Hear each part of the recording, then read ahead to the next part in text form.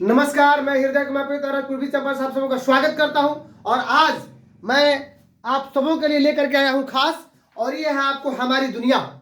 हमारी दुनिया जो वर्ग 6 की है, और इसका अध्याय है हमारा सौर मंडल। तो आज सौर मंडल से जितने क्वेश्चन है सारे क्वेश्चन को देखेंगे। तो आइए सबसे पहला क्वेश्चन देखते हैं कि नक्षत्र कितने होते हैं या नक्षत्र कितने हैं। तो आप सभी जानते हैं कि नक्षत्र कितने होते हैं, 27 नक्षत्र होते हैं। पृथ्वी को एक नक्षत्र पार करने में कितना समय लगता है, अर्थात प्रत्येक नक्षत्र का जो समय है वह कितना दिन होता है, तो 14 दिन। यानी पृथ्वी एक नक्षत्र को पार करने में 14 दिन का समय लेती है। तो अगर आप मेरे चैनल पर नए हैं तो प्लीज मेरे चैनल को सब्सक्राइब कीजिए, बेल आइकन जरूर दबाइए और सबसे अधिक शेयर कीजिए। अगर फेसबुक पर देख रहे हैं तो वहां भी मुझे फॉलो कीजिए और शेयर कीजिए, ताकि आपके दोस्तों के पास ये टोटल क्वेश्चन आपके पास पहुंच जाए। आपके इसी एससीईआरटी की किताब से अगर आप तैयारी कर रहे हैं तो कहीं विशेष किसी YouTube चैनल को देखने की जरूरत नहीं है, मैं अपने भी चैनल की बात कर रहा हूं। अगर आप इसी किताब से यानी एससीईआरटी किताब से अगर तैयारी करते हैं तो सबसे बेहतर है। तो चलिए आगे बात करता हूं कि ध्रुव तारा किस गोलार्ध में है। तो ध्रुव तारा आपको उत्तरी गोलार्ध में है। किस गोलार्ध में है? उत्तरी गोलार्ध में है। लाल ग्रह किसे कहा जाता है? तो मंगल को लाल ग्रह कहा जाता है।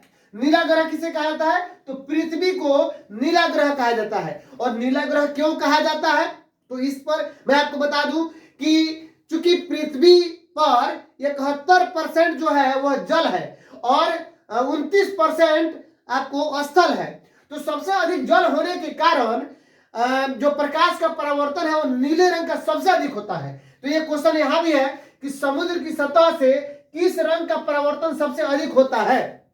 समुद्र की सतह से किस रंग का परावर्तन सबसे अधिक होता है? तो नीले रंग का सबसे अधिक होता है। इसीलिए नीला रंग का परावर्तन होने के कारण हम पृथ्वी को नीला ग्रह कहते हैं, क्योंकि ऊपर से पृथ्वी नीला दिखाई देती है अंतरिक्ष से देखने पर।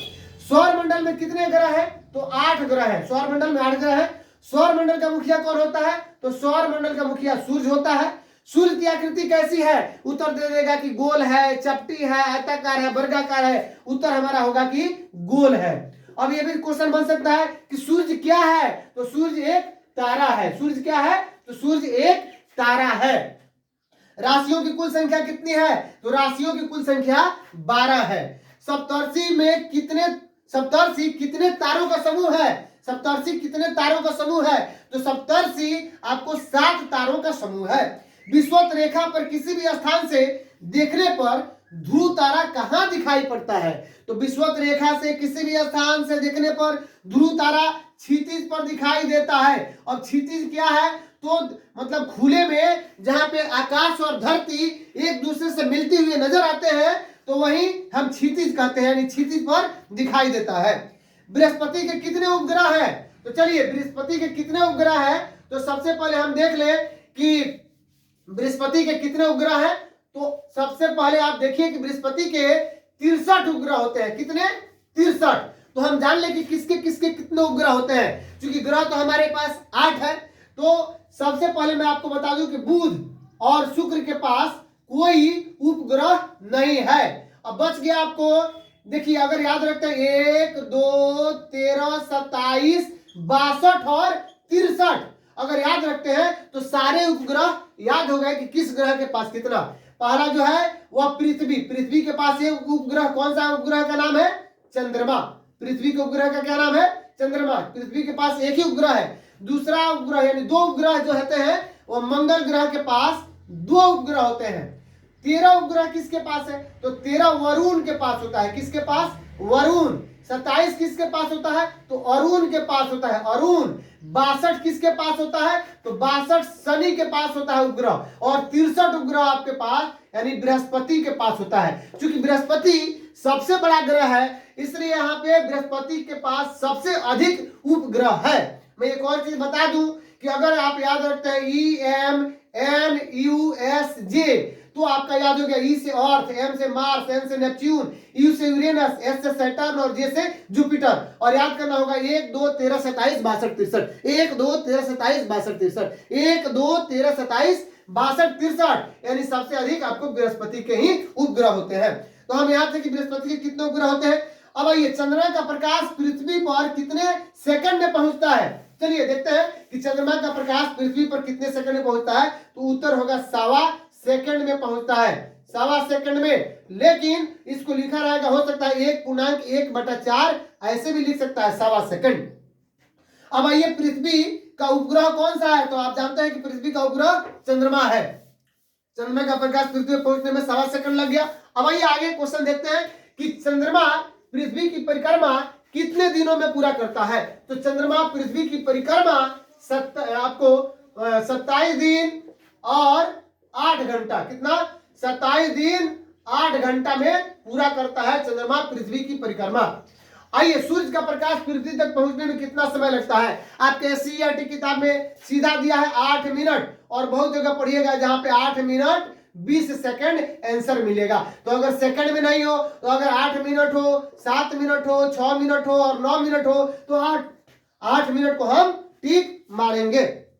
आइए आगे बढ़ते हैं कि सूर्य के बाद जो पृथ्वी के सबसे नजदीक तारा है, यानी सूर्य क्या है? तो तारा है।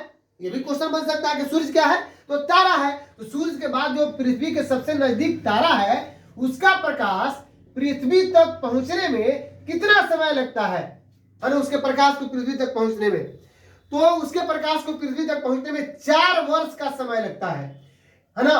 अब आगे बढ़ते हैं कि शनि ग्रह का सबसे बड़ा उपग्रह कौन सा है। अभी आपने देखा शनि के कितने उपग्रह? तो 62। बृहस्पति के कितने उपग्रह? तो 63। बृहस्पति के 63 और शनि के 62। तो पूछता है कि शनि ग्रह का सबसे बड़ा उपग्रह कौन सा है। तो शनि ग्रह का सबसे बड़ा उपग्रह आप बता दें कि टाइटन है। शनि ग्रह का सबसे बड़ा उपग्रह कौन सा है? टाइटन। आगे क्वेश्चन है कि चंद्रमा दिन में रहेगा, क्वेश्चन कि चंद्रमा दिन में बहुत गर्म, ठंडा, है ना, और ऑप्शन रहेगा कि बहुत गर्म या बहुत कम ठंडा। तो क्या उत्तर होगा? तो चंद्रमा दिन में बहुत जो है गर्म होता है चंद्रमा, और रात में बहुत ठंड रहता है। चंद्रमा दिन में बहुत गर्म रहता है और रात में बहुत ठंड रहता है। चंद्रमा पर क्या नहीं है? उत्तर दीजिएगा, जल नहीं है, हवा नहीं है ना, और मिट्टी नहीं है।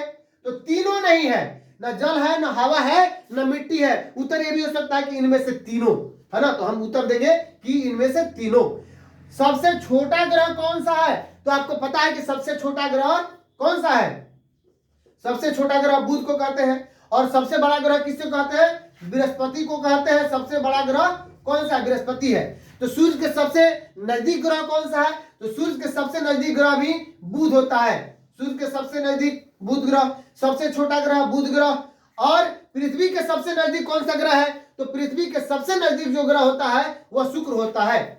पृथ्वी के सबसे नजदीक ग्रह शुक्र होता है ना। पृथ्वी के सबसे नजदीक शुक्र ग्रह होता है। कौन सा ग्रह होता है? शुक्र ग्रह होता है। और सूर्य यहाँ पे पृथ्वी के सबसे नजदीक क्या हो गया? शुक्र ग्रह हो गया। अब आइए कि भोर का तारा किसे कहते हैं? तो भोर का तारा भी हम शुक्र ग्रह को ही कहते हैं। भोर का तारा शुक्र ग्रह को कहते हैं। क्षुद्र ग्रह किन किन ग्रहों की कक्षा के बीच होते हैं? और देखिए, क्षुद्र ग्रह किन किन ग्रहों के कक्षा के बीच? तो क्षुद्र ग्रह है वह मंगल एवं बृहस्पति। किन के बीच? मंगल एवं बृहस्पति के कक्षा के बीच आपको क्षुद्र ग्रह होते हैं। अब लाखों तारों के समूह को क्या कहते हैं? तो लाखों तारों के समूह को आकाश गंगा कहते हैं। लाखों तारों के समूह को क्या कहते हैं? आकाश गंगा कहते हैं। अब बात आ रही है कि लाखों आकाश गंगा के समूह को क्या कहते हैं? तो लाखों आकाश गंगा के समूह को ब्रह्मांड कहते हैं। तो अगर आप मेरे चैनल पर नए हैं तो सबसे अधिक आप इसको शेयर कीजिए और मेरे चैनल को सब्सक्राइब कीजिए, बेल आइकन जरूर दबाइए, फेसबुक पर भी शेयर कीजिए और वहां अपने दोस्तों को शेयर कीजिए, फॉलो कीजिए मुझे। आइए देखते हैं अगला क्वेश्चन क्या है कि आकाश में चक्कर लगाने वाले पत्थरों के छोटे छोटे टुकड़ों को क्या कहते हैं? बहुत इंपॉर्टेंट सवाल है कि आकाश में चक्कर लगाने वाले पत्थरों के छोटे छोटे टुकड़ों को क्या कहते हैं? तो आकाश में चक्कर लगाने वाले छोटे छोटे टुकड़ों को उल्का पिंड कहते हैं। अब कहिएगा कि हम पत्थर कह रहे हैं, ये तो उल्का पिंड है, आग का गोला होता है, इससे प्रकाश निकलता है। तो जी महोदय, यही जब ऊपर से गिरते हैं जिसे हम लोग टूटते हुए तारे कहते हैं। हालांकि वास्तव में ये तारे हैं नहीं, है ना, ये पत्थर है। और ये जब आते हैं तो हवा के संपर्क में आते हैं तो जिस घर्षण के कारण ये गर्म हो जाते हैं और गर्म होने के बाद ये जल जाते हैं और जलने पर ये प्रकाश उत्पन्न करते हैं और जब पृथ्वी पर पड़ते हैं तो ये गड्ढा बना देते हैं, बड़े बड़े गड्ढा बना देते हैं, ये उल्का पिंड गिरते हैं। तो ये आपका जो किताब है हमारी दुनिया, इससे ये सारे संबंधित क्वेश्चन थे और आप इसे याद करेंगे। आने वाले समय में किसी भी प्रतियोगी परीक्षा के लिए या हमारे जो सक्षमता परीक्षा की तैयारी कर रहे हैं वो सभी हमारे शिक्षक इसकी तैयारी करें। तो अगर आप मेरे चैनल पर नए हैं तो प्लीज मेरे चैनल को सब्सक्राइब कीजिए, लाइक कीजिए, शेयर कीजिए, कमेंट कीजिए। अगर आप मुझे फेसबुक पर देख रहे हैं तो वहां मुझे फॉलो कीजिए और मिलते हैं नेक्स्ट वीडियो में। तब तक के लिए थैंक यू।